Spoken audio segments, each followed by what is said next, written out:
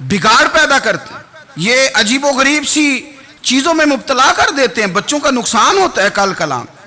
پھر جو شاپر اچھا لے کے آئے، پیر صاحب کے بچے ذرا اس سے پیار سے ملتے ہیں، نقصان ہو جاتا ہے، یہ دستے نگر ہو جاتے ہیں، یہ لوگوں کی طرف جیتے ہیں، دوسروں پہ ڈیپینڈ کرنے لگتے ہیں۔ حضرت ابو موسیٰ اشعری رضی اللہ تعالیٰ عنہ نے پہلے تو ایک قلین بڑا سونا تھا، تو آپ نے حضرت عمر کے گھر بھیج دیا کہ چلو ان کے گھر میں ان کی اہلیہ بچھا لیں گی، کہیں سے تحفہ آیا۔ پھر وہ جس کمرے میں مال غنیمت اور خزانہ رکھا جاتا تھا اس کی صفائی کر رہے تھے، تو ایک دینار مل گیا، تو وہ دینار بچے سارے جا رہے تھے، تو ان میں سے حضرت عمر کے ایک بیٹے کو چھوٹے کو بلایا اور بلا کے کہا پتر یہ دینار لے لو۔ حضرت عمر نے دیکھا کہ بیٹے کے ہاتھ میں دینار بھی ہے اور گھر میں قالین بھی ہے، ایک موقع پہ وہ قالین گیا، ایک موقع پر بچے کو ایک دینار دیا، تو حضرت عمر اپنی اہلیہ سے پوچھنے لگے یہ کہاں سے آیا قالین؟ کہا جناب ابو موسیٰ اشعری رضی اللہ تعالیٰ عنہ نے بھیجا ہے۔ بیٹے سے پوچھا دینار کہاں سے آیا؟ کہا مجھے انہوں نے ہی دیا ہے۔ آپ نے وہ دینار بھی لیا اور قالین بھی لیا اور اس کو لپیٹا اور جناب ابو موسیٰ اشعری کو بلایا، اور اتنے سخت ناراض تھے، فرمانے لگے ابو موسیٰ اشعری سے کہنا میرے پاس پیدل آئے، گھوڑے پہ نہ آئے۔ اور جب آئے حضرت ابو موسیٰ اشعری تو جناب عمر اتنے ناراض ہوئے کہ وہ قالین لپیٹ کے تو ان کے سر پہ مار دیا، فرمانے لگے پکڑو اپنا دینار، تمہیں پورے مدینے میں میرے بیٹے کے علاوہ کوئی اور نہیں ملے تھا جسے تم خراب کر سکو، میرا پتر ہی ملا تھا بگاڑنے کی، کس نے اجازت دی تم میرے بیٹے کو دینار دو؟ کیوں لائے تم میرے گھر میں قالین؟ حضرت عمر فاروق رضی اللہ تعالیٰ عنہ فرمانے لگے میں زمین پہ سونے کا عادی ہوں، زمین چٹیل بھی ہو تو رب کا بندہ بن کے سوتا ہوں تو اللہ مجھے آرام اور سکون کی نیند عطا فرما دیتا ہے، مجھے تمہارے مخملوں کی اور قالینوں کی ضرورت نہیں ہے۔ احتساب یہاں سے شروع ہوتا ہے بھائی، یہاں ہم نہ اپنے گھر میں بیٹھ کے مایوس باتیں کرتے ہیں، اور فلانے کے بچے کہاں پہنچ گئے، فلانے کے بعد بڑا پیسہ آ گیا، میں کچے مکان میں رہوں، میں یہ کروں، دیکھو مجھے نہیں سہولی۔ یہ تو آپ مایوسی والی باتیں کر رہے ہیں، یہ تو آپ کمزور باتیں کر رہے ہیں، یہ تو اس طرح کی باتیں تو ہارے ہوئے لوگ کرتے ہیں۔ اس طرح کا لب و لہجہ تو ان لوگوں کا ہوتا ہے جو احساس کمتری کا شکار ہوتے ہیں۔ یہ آپ نے کس طرح کا لب و لہجہ، اور اپنے بچوں کو آپ بھکاری بنا رہے ہیں تاکہ دوسروں کو دیکھیں تو مایوس ہو جائیں؟ اٹھ باندھ کمر کیوں ڈرتا ہے، پھر دیکھو خدا کیا کرتا ہے۔ آپ کا جو احساس ہے وہ اتنا خوبصورت ہو، آپ کے لہجے کے اندر اس قدر ٹھہراؤ ہو، آپ کو اطمینان آ چکا ہو، اور آپ کے بچے کبھی بھی کمپیریزن نہ کریں اپنا کسی کے ساتھ، کبھی بھی انہیں کرنے نہ دیں آپ، کبھی وہ کبھی یہ بات نہ کریں کہ فلانے زیادہ اچھا کھاتے پیتے ہیں تو ہم کدھر ہیں، کرنے نہ دیں انہیں بتائیں کہ بیٹا اپنی مٹی پہ چلنے کا سلیقہ سیکھو، سنگ مرمر پہ چلو گے تو پھسل جاؤ گے، ان کو بتائیں کہ جو تمہارے پاس ہے یہ خدا کا عطیہ ہے، اسی پر تم نے قناعت کرنی کبھی بھی۔ حضرت زید بن حارثہ سے نبی پاک صلی اللہ علیہ وسلم کو بڑا پیار تھا، پھر ان کے بیٹے حضور کے غلام زادے حضرت اسامہ بن زید کے ساتھ بھی حضور بڑا پیار کرتے، لیکن یہ تو مسلمہ حقیقت ہے نا کہ عظمت اور شان تو سیدنا فاروق اعظم کی زیادہ ہے۔ امت کا اتفاق ہے کہ نبیوں کے بعد سب سے بڑا درجہ جناب صدیق اکبر کا، اور پھر اللہ نے مقام عطا کیا حضرت فاروق اعظم کو، یہ بڑے لوگ تھے۔ ایک دفعہ مال تقسیم ہو رہا تھا تو حضرت عمر رضی اللہ تعالیٰ عنہ نے نا حضرت اسامہ بن زید کو 4000 دینار دیے اور اپنے بیٹے عبداللہ ابن عمر کو 3000 دینار دیے۔ تو حضرت عبداللہ ابن عمر گھر جا کے کہنے لگے ابا جی اسامہ میں وہ کون سی خوبی ہے جو میرے اندر نہیں، اور اسامہ کے باپ میں وہ کون سی خوبی ہے جو آپ کے اندر نہیں۔ تو حضرت عمر کی عاجزی دیکھیے، حالانکہ بالاتفاق دنیا جانتی ہے کہ جناب عمر فاروق رضی اللہ تعالیٰ عنہ افضل ہیں، پھر بھی پتہ اپنے بیٹے سے کیا کہتے ہیں؟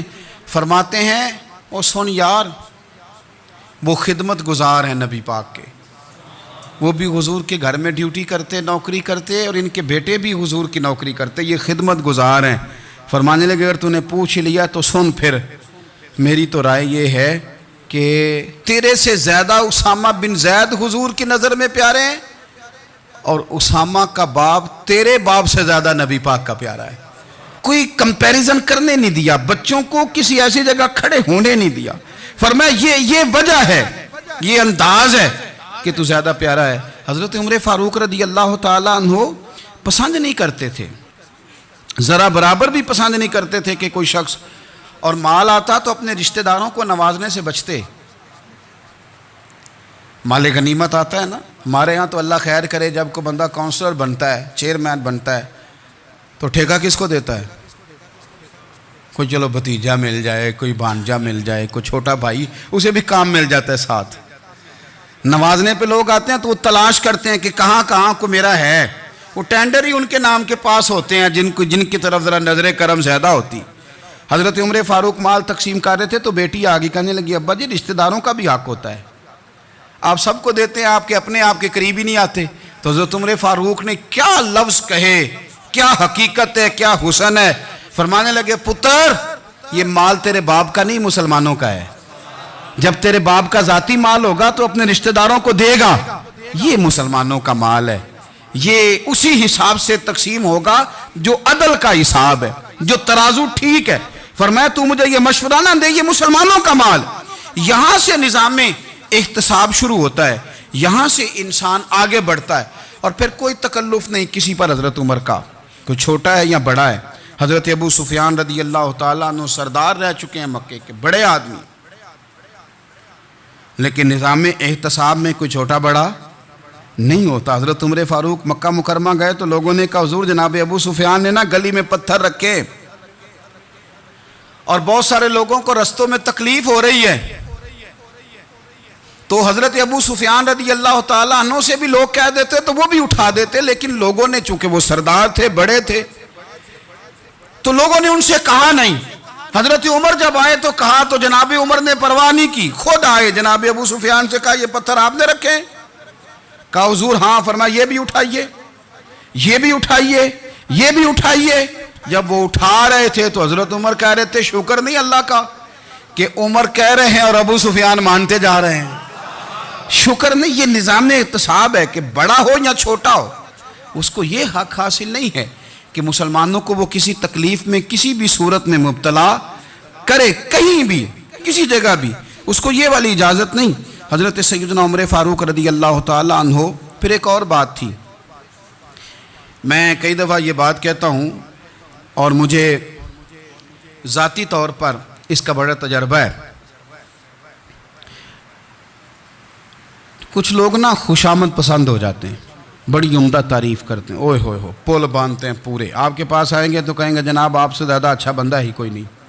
تو وہ نا آپ سے کام نکلواتے ہیں, پھر وہ کسی دوسرے کے پاس جاتے ہیں تو اسی طرح کا رویہ وہ دوسروں کے ساتھ کرتے ہیں. یہ عام لوگوں میں بھی مرض ہوتا ہے, عام لوگوں میں بھی. اور بادشاہ ہو بندہ اگر, پھر تو اس کا دل کرتا ہے میں اگر بادشاہ سلام ہوں تو دو چار بندے دیہڑی پہ رکھ لوں پر میری تعریف ضرور کریں. پابندی ہوتی ہے, لوگ یہ کام بڑے شوق سے کرتے ہیں. اور شیخ سعدی فرمایا کرتے تھے, لکڑی کو گھن کھا جاتی ہے اور بڑے لوگوں کو خوشامد کھا جاتی ہے خوشامد. حضرت عمر فاروق رضی اللہ تعالیٰ عنہ اس معاملے میں بھی بڑے مضبوط تھے. ویسے مجھے اور آپ کو اچھا کون لگتا ہے؟ ہماری غلطیاں بتانے والا. ہمارے ایسا فرمایا کرتے تھے, اپنے دشمنوں کی باتوں پر بھی غور رکھو, تمہارے دشمن تمہیں نکھار دیتے ہیں. تمہارے اندر جو کوتاہیاں ہوتی ہیں وہ تمہیں پتہ چل جاتی ہیں کہ یہاں میری اصلاح ہو رہی. ان پر غور کرو وہ کیا کہتے ہیں. حضرت عمر فاروق کی تعریف کی ایک بندے نے, کمال تعریف کی.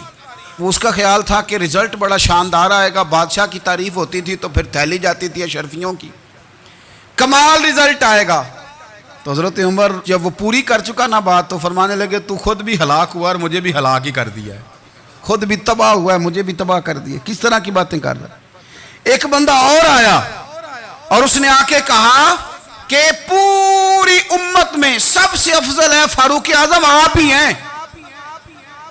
تو حضرت عمر فاروق فرمانے لگے, تجھے تیری ماں روئے, ابو بکر تجھ سے بھی افضل تھے, تیرے باپ سے بھی افضل تھے, اور صدیق اکبر مجھ سے بھی افضل ہیں اور میرے باپ سے بھی افضل ہیں. یہ تو کس طرح کی بات کر رہا ہے. یہاں ہر شے ہضم نہیں ہو جاتی, فوری طور پہ لوگ ڈکار بھی پورا نہیں لیتے. قرآن مجید نے کہا فَلَا تُزَكُّوا أَنفُسَكُمْ هُوَ أَعْلَمُ بِمَنِ اتَّقَى. اپنے منہ سے نہ کہو میں پاک صاف ہوں، اللہ زیادہ بہتر جانتا ہے کہ تم میں سے پرہیزگار کون ہے۔ اپنے منہ سے تعریفیں کرتے کراتے ہو، یہ مزاج چھوڑ دیں۔ حضرت عمر رضی اللہ تعالیٰ عنہ پسند نہیں کرتے تھے۔ ایک آدمی نہ چلتا تھا وہاں تو بڑا متکبرانہ چال کے ساتھ چلتا، حضرت عمر نے دیکھا، یہاں تک احتساب فرماتے تھے، زمین پہ زور زور سے پیر پٹکتا، چال بڑی اس کی متکبرانہ، لوگ بڑے پریشان ہوتے۔ حضرت عمر نے ایک دن سمجھایا، باز نہیں آیا، اگلے دن پہ درہ نکال لیا، لگائے 4 درے، فرمایا آج کے بعد نہ چلنا اس طرح مدینے میں پیر پٹک پٹک کے۔ اس وقت تو اسے غصہ لگا، لیکن کچھ دیر کے بعد نا جب غصہ اترا تو حضرت عمر کے پاس آیا، کہنے لگا حضور اللہ آپ کا بھلا کرے، آپ نے درے نہیں مارے، آپ نے تو شیطان بھگا دیا جو میرے ساتھ چمٹا ہوا تھا، چمٹا ہوا شیطان آپ نے مجھ سے بھگا دیا ہے۔ یاد رکھیں مسند امام احمد بن حنبل میں حدیث ہے، اللہ کے پیارے رسول صلی اللہ علیہ وسلم فرماتے ہیں جو دنیا میں متکبرانہ چال کے